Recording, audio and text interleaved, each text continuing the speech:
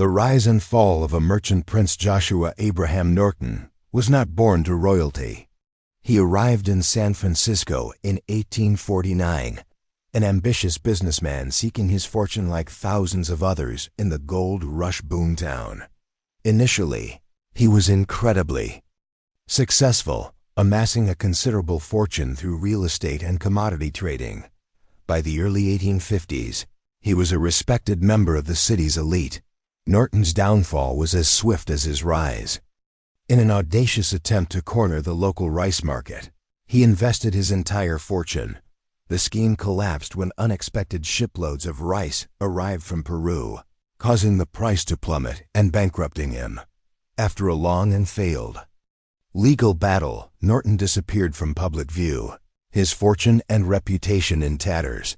The imperial proclamation when Joshua Norton re-emerged. It was not as a broken merchant, but as a monarch. On September 17, 1859, he delivered a letter to the offices of the San Francisco Daily Evening Bulletin. It read, "At the peremptory request and desire of a large majority of the citizens of these United States, I, Joshua Norton, declare and proclaim myself Emperor of these United States." He signed it, Norton I. The newspaper, perhaps seeing the humor and novelty in the declaration, published it, and with that, Emperor Norton I began his reign. The reign of Norton I. San Francisco, a city known for its tolerance of eccentricity, did not just tolerate Emperor Norton. It embraced him. He adopted a regal uniform, typically a blue military coat with gold-plated epaulets and a beaver hat adorned with a plume. He spent his days inspecting his domain, examining the condition of the streets, cable cars, and public buildings. Emperor issued numerous proclamations on matters of state, which were often printed in the local newspapers. He famously decreed the abolition of the U.S. Congress, ordering the army to clear the halls of Congress for its failure to remedy the evils of the country. When the Civil War broke out, he declared the Union dissolved for the duration of the emergency, offering to mediate between the North and South. In one of his most prescient decrees, he ordered the construction of a suspension bridge connecting Oakland and San Francisco. While mocked at the time, the San Francisco-Oakland Bay Bridge was eventually built, and a plaque honoring the emperor's foresight was installed. He also issued his own currency in the form of scrip, which was accepted as legal tender in many of the establishments he frequented. A beloved monarch, the citizens of San Francisco played their part in this grand public theater. Shopkeepers would bow to him on the street, and police officers would salute him. Theaters reserved the best seats for him at opening nights. He ate for free in restaurants and was a regular at political gatherings. His reign was not without challenges. In 1867, an overzealous new police officer arrested him and had him committed for insanity. The public and the press were outraged. The police chief quickly ordered the emperor's release and issued a formal apology. Following this incident, the police chief ordered that all officers salute him when he passed. The final days of an American Emperor Norton I ruled his ad hoc empire for 21 years. On the evening of January 8, 1880, while on his way to a lecture, he collapsed on the street and died. His death revealed the poverty in which he lived. However, the city he had ruled with such benevolent absurdity refused to let him be buried in a pauper's grave. A group of businessmen paid for a respectable funeral. The headline in the San Francisco Chronicle read, "Le Roi est mort, the king is dead." An estimated 10,000 to 30,000 people turned out for his funeral, a testament to the affection the city held for its one and only emperor. In 1934, his remains were moved to a new cemetery with full civic and military honors, and a new headstone was placed, which reads, "Norton I, Emperor of the United States and Protector of Mexico." The substance behind the crown, life in Norton's empire, the grand funeral of Emperor Norton I was not just an end. It was the final powerful confirmation of his unique bond with San Francisco. It begged the question that still lingers today. How did this happen? The answer lies not just in the man, but in the specific character of the city he claimed as his imperial seat. The imperial, routine Emperor Norton's reign was one of presence and routine. His subjects saw him daily. He would leave his modest lodgings, a 50-cent-a-day room at the Eureka lodging house, and begin his imperial inspection. Dressed in his uniform, which was often patched and worn but always presented with dignity, he would walk the streets with a walking stick or a gnarled shillelagh. He communicated with his people directly. He would converse with businessmen about the economy, chat with laborers about their working conditions, and settle minor disputes on the street with a wave of his hand. He was a common sight in the free lunch halls of the city's saloons, where a royal table was often set for him. When he needed funds, he would sell his own imperial bonds, usually for 50 cents, which local businesses and citizens would happily purchase as souvenirs. This imperial tax was entirely voluntary and willingly paid. He was also famously associated with two stray dogs, Bummer and Lazarus, who were themselves local celebrities. The dogs were inseparable, known for their uncanny ability to scrounge for food and fight off other strays. The emperor, being the city's primary public figure, was often seen in their company, a king with his loyal hounds. When a dog catcher impounded Lazarus, public outcry, allegedly led by the emperor himself, secured the dog's release and prompted the board of supervisors to pass an ordinance protecting the duo. Their story became intertwined with his, a trio of beloved vagabonds who ruled the city's streets, the wisdom and whimsy of imperial decrees. While some of Norton's proclamations were fantastical, many addressed real and pressing issues, revealing a surprisingly sharp and observant mind. His most famous decree, ordering the construction of a bridge to Oakland, was relentlessly detailed over the years.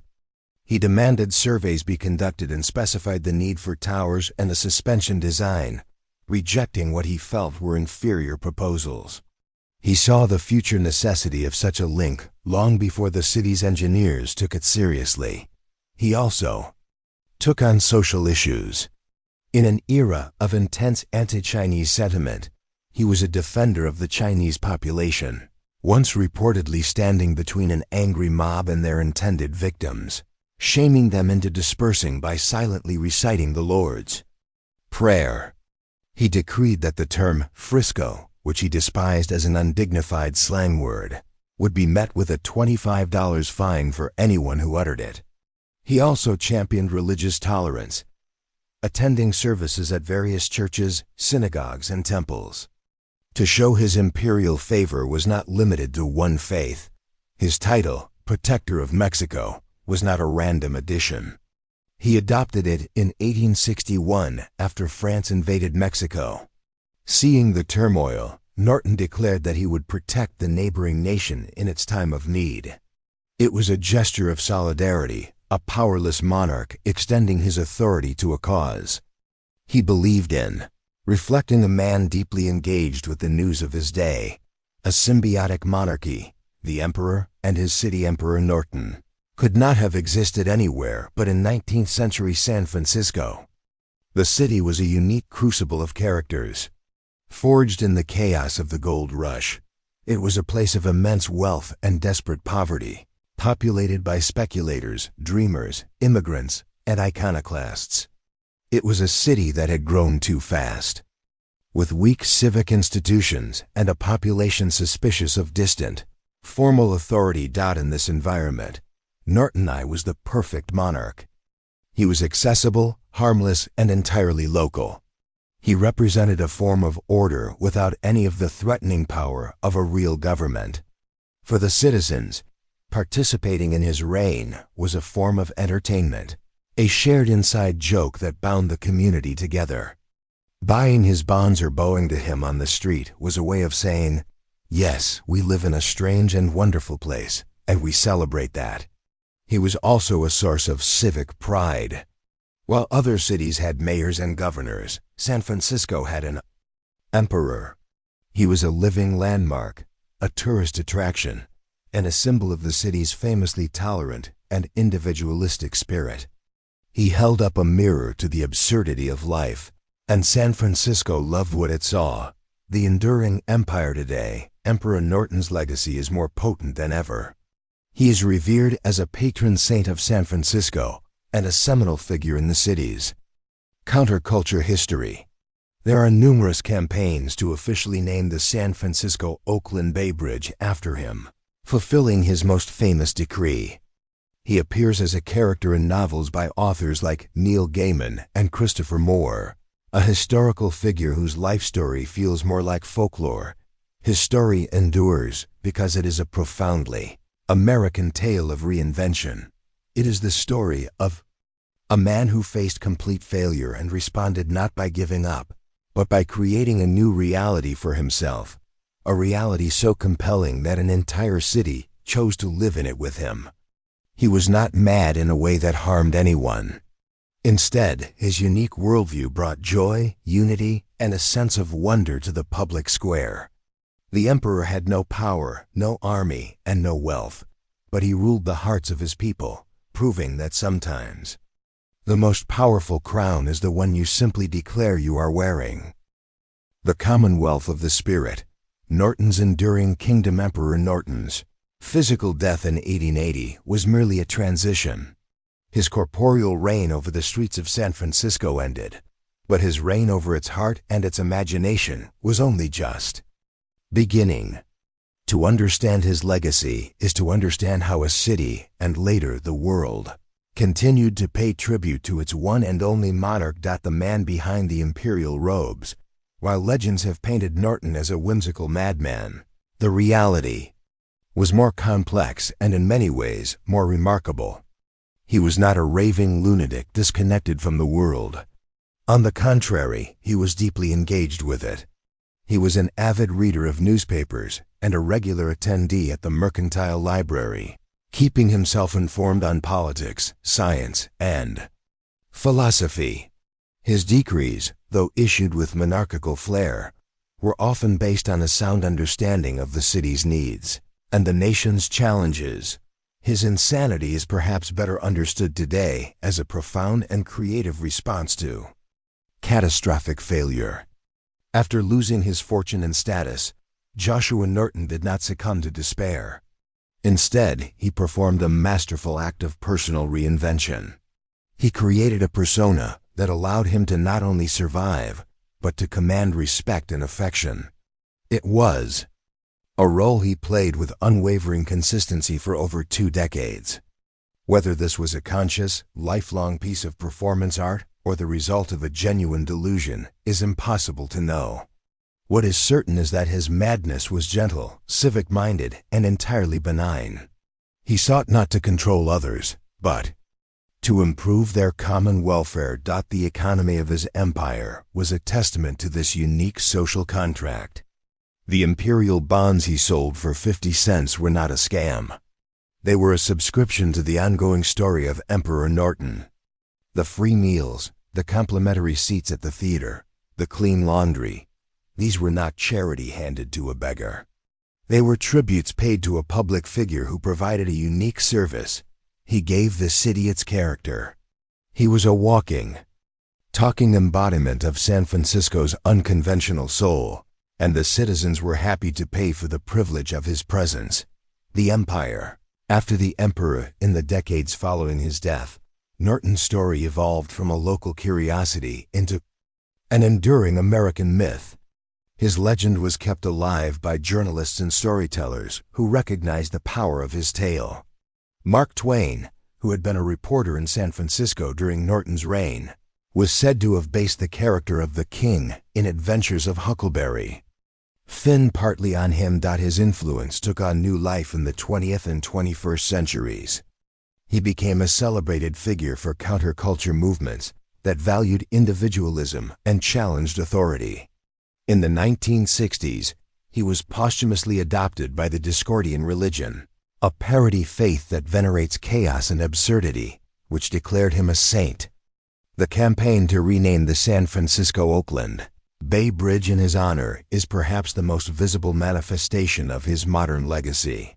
While the official name has not been changed, in 2013, the California State Assembly voted to name a newer, western span of the bridge Willie L. Brown Jr. Bridge, which prompted a renewed public effort to honor the emperor.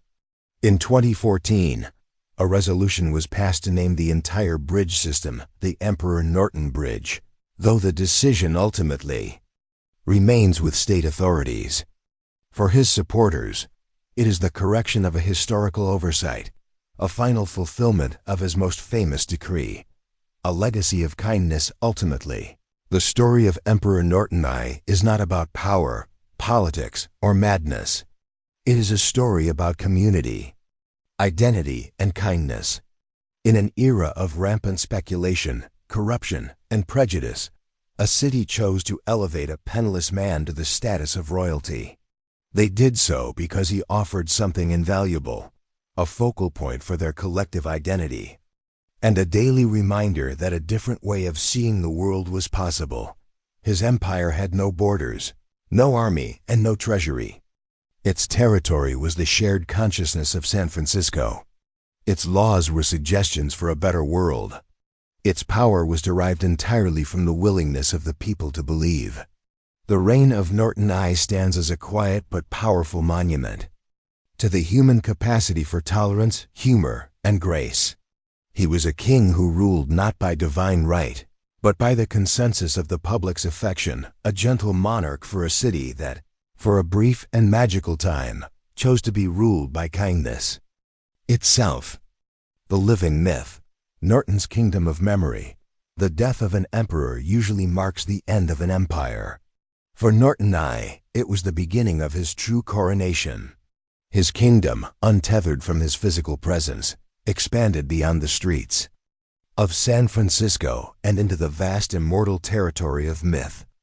It is in the stories, both true and embellished, that the emperor continues his reign. Tales from the imperial court. Norton's character is best understood through the countless anecdotes that his subjects recorded. These tales form the unwritten constitution of his empire, revealing a monarch of surprising principle and courage. One of the most powerful stories involves his defense of San Francisco's Chinese immigrants. In the 1870s, anti-Chinese sentiment was boiling over into violence. One evening, a mob formed in the streets, intent on attacking Chinatown. Emperor Norton, on one of his routine inspections, encountered the angry crowd. Instead of fleeing or trying to command them with force he did not have, he placed himself between the mob and their intended victims.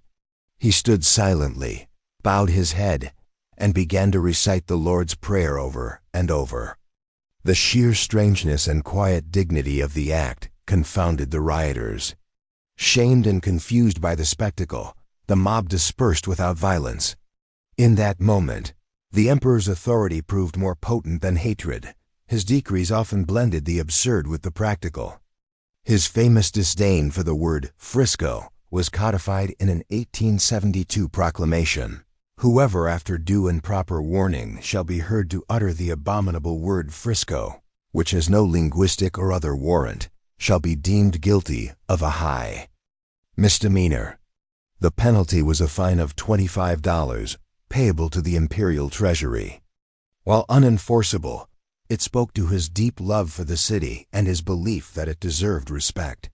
To this day, many San Franciscans hold a quiet pride in correcting visitors who use the forbidden word, unknowingly enforcing a 150-year-old imperial decree. He also saw himself as a global figure. When he learned of sectarian riots between Protestants and Catholics in other cities, he issued a decree commanding that all churches hold a joint convention to obliterate sectarianism and recognize that all faiths emanate from the same Heavenly Father. He was a king of tolerance in an age of division. The emperor's new clothes, Norton in popular culture as the memory of the man faded. The power of his story grew, making him a recurring character in literature, art, and modern folklore. In Neil Gaiman's acclaimed graphic novel series, The Sandman, the story, 3 Septembers and a January, offers a magical explanation for Norton's reign. He is depicted as a man on the verge of suicide after his bankruptcy, who is granted a boon by dream of the endless. His desire? To be an emperor. His entire reign is thus portrayed as a living dream, a fiction so powerful it reshapes the reality of those around him, protecting him from harm and ensuring his subjects' loyalty. Author Christopher Moore weaves Emperor Norton into the fabric of his San Francisco-based fantasy novels, such as A Dirty Job and Second-Hand Souls. In this universe, Norton's spirit remains in the city as a key figure in the supernatural underworld, still looking out for his domain long after his death. He has been the subject of operas, plays, and countless artistic depictions. This cultural footprint ensures that each new generation has a chance to meet the emperor, not as a historical footnote, but as a vibrant, living idea. His Majesty's modern subjects today. Emperor Norton's legacy is actively curated by numerous groups and individuals. The Emperor's Bridge campaign remains a dedicated organization, lobbying to have the Bay Bridge officially named in his honor. Historical societies like the California Historical Society feature him in exhibits. Eccentric walking tours of San Francisco are often led by actors in full imperial regalia, bringing the Emperor's daily inspections back to life for tourists and locals alike. Online, communities of historians and enthusiasts debate the fine points of his life and decrees. They are his modern court, ensuring the accuracy of his story and defending his reputation. They are the loyal subjects of a long-departed king, bound together by a shared appreciation for a man who dared to be different. His story has become a parable for the city itself, a testament to the idea that a community's greatest strength can be its tolerance for the unconventional. Norton I proved that a person doesn't need power, wealth, or even sanity to change the world. Sometimes, all that is needed is a bold proclamation, an old military coat, and a city willing to believe in a king.